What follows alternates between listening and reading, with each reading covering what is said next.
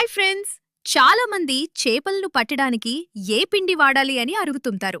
కానీ వారు తెలుసుకోవాల్సిన విషయాలు చాలా ఉన్నాయి. అంటే చేపను బట్టి బైట్ వాడాల్సి వస్తుంది.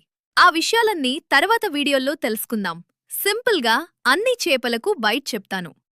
కావలసిన పదార్థాలు: 1 తౌడు, 2 గోధుమ పిండి, 3 పార్లేజీ బిస్కెట్ ప్యాకెట్లు, 4 ఫుడ్ కలర్, 5 ఎక్కడ చేపలు పట్టాలో అక్కడి నది లేక కాలువ లేక చెరువు నీరు.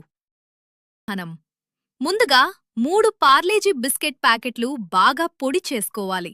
తరువాత 2 కప్పుల తౌడుకు 1 కప్పు గోధుమ పిండి, పార్లేజీ బిస్కెట్ పొడిని, ఫుడ్ కలర్ను, నీటిని కొద్ది కొద్దిగా వేసి కలుపుతూ జిగటగా వచ్చే వరకు కలుపుతుండాలి.